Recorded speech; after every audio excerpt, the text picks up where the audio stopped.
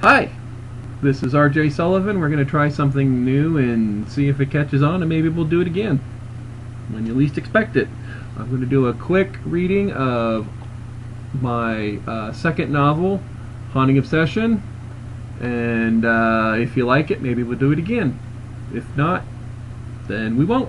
So we're just going to start rolling, see what happens, and if I make a mistake, I'll just go back and correct it, and we'll just kind of wing it here. So this is the first book put out by 7 Star Press. It was the second of my paranormal thriller trilogy. Of course, now all 3 are out by 7 Star Press, and you can get all that information at 7starpress.com or my own website, rjsullivanfiction.com. We'll go over a couple more things. This is, by the way, I will be reading from the hardback edition, only available through 7 Star. You can go on their website to check that out. So, I believe this mostly sets itself up. We'll see. Chapter 4. Long ago, Darryl had made a habit to keep a second alarm clock in the main room of his apartment for mornings such as this, when he'd fallen asleep in front of the TV. Last night, as usual, he'd zoned out on the couch. Unlike other nights, he dreamed the most incredible and realistic erotic dream he could ever remember. Hell, he hadn't even had one of those since late college. Sex in Dolby 6-speaker surround sound, full 3D realism and feel-tastic flesh tones, and starring a very special guest star from his subconscious, the amazing Maxine Marie. That would be her, as you know. What a dream! That was almost worth getting turned down by his real girlfriend. Almost.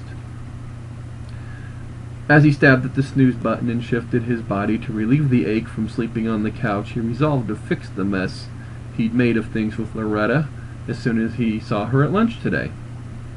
He opened his eyes and slowly stood up. Now all he had to do... A voice interrupted. "Hi, Darryl." "What the..." She lounged across the length of the couch, her lips parted in that famous, devastating smile. Not on his TV screen, but full size, her yellow sundress barely containing her luscious curves. As he drew in a shocked breath, he could smell her, an alluring hint of sex and perfume. Then she spoke. "Good morning.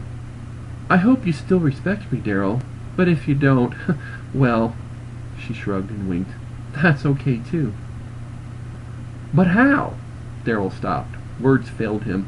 Logic failed him. Nothing about this made sense. His brain told his eyes, his nose, his ears that what they registered before him was simply batshit impossible. But as he sat, mute, she rose from the couch and stood before him in devastating reality, her face now inches from his. "Darryl," she emitted that incredibly cute giggle. "I know it's a bit intense, I imagine." "No." He stepped back, hands folded across his chest, self-conscious of his rumpled look. "No. No way." "Who the hell are you?" "I'm Maxine, Darryl. I know, it sounds fantastic, impossible, fantastically impossible, whatever you want to call it, but..." "Bullshit, you're Maxine. Is this some sort of sick joke by Loretta?" He realized as soon as he said it how impossible that was. Loretta could be pretty adventurous at times, but her perch just didn't swing this direction. Loretta would never instigate, let alone condone, a scenario where he ended up getting laid by a Maxine Marie look-alike. What a look-alike! "You look just like her." "No, Darryl, I'm really me. I mean, I'm really Maxine. It's confusing, but..."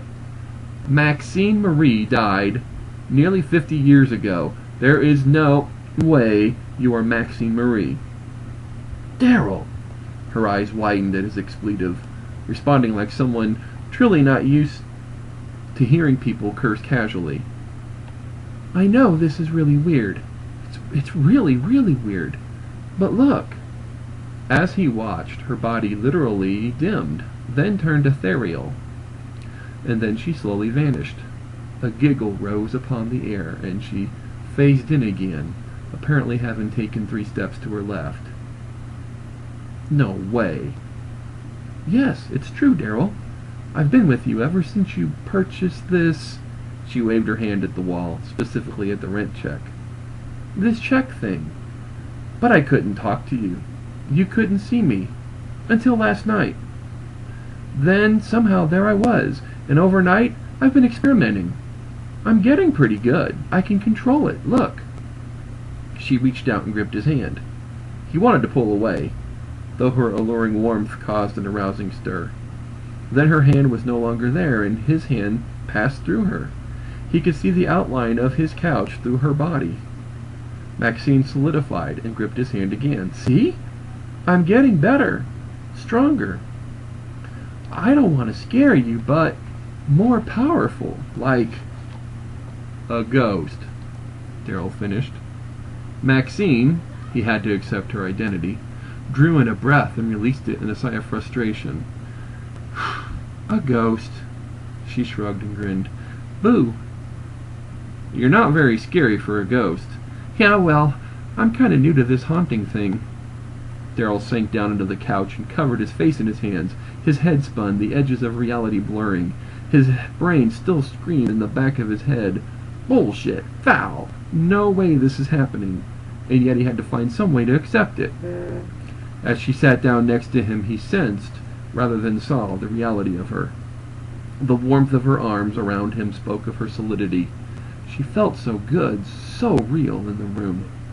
And her voice. It's okay, Darryl. I'm a little freaked out about it too. But how can you be here? Why me? You have millions of fans all over the world. I do. She sounded genuinely shocked to hear this news. And you don't haunt people. Look, I'm a big fan. I know all the stories and rumors. If you haunted fans, I would have heard about it. Well, I don't. That is, well, you're the first. By the way, what year is it? 2012. Oh my, so I've lost almost 50 years. Wow. Really? So the last thing you remember is... He hesitated. Maxine finished. I tried to call the hospital after I took too many pills. She shrugged. I couldn't sleep, and I guess I overdid it. So it wasn't suicide? Oh, goodness, no. And no one tried to kill you? Huh? She shook her head and scoffed. Don't be ridiculous. Why would you think that? It's one of the wilder conspiracy theories. My favorite is that gangsters killed you with a deadly enema. Her uneasy giggle brought a smile to his face. How absurd. No one killed me. I didn't even mean to commit suicide. I just made a mistake. I couldn't sleep, and I did something that wasn't very smart, but it had worked before. I take a tranquilizer with every sip of champagne until I fall asleep. Went through the entire bottle of champagne. I don't know how many pills. Her hand squeezed his. He looked up into her doll-like pale face. I remember being so scared when I couldn't move. I hate being alone. I hate it. And I couldn't move, and I couldn't call anyone, and I was turning numb, and I knew I was going to die, and I'd be all alone when it happened. Tears trickled down her face. He reached out and brushed the wetness with a knuckle. I'm sorry. Maxine smiled. What for? I finally fell asleep, and I stayed asleep for a long, long time. Do something stupid and become a legend. Who knew? She sniffled, her face distorted in sadness. Do something so stupid that even the rent check you wrote to keep from ending up in the street becomes a valuable collector's item to the vultures.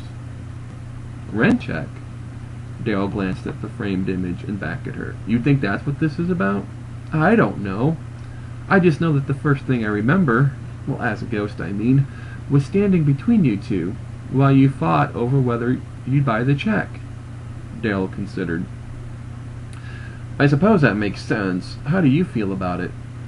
Maxine folded her arms across her chest and glared. Gee, I don't know, mister. How would you feel about seeing your personal check framed and for sale at a souvenir shop?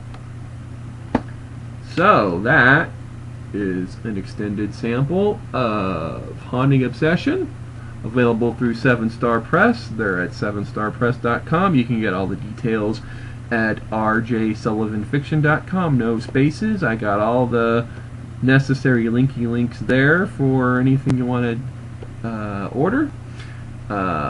And we may do this again. Have a good weekend. Thanks.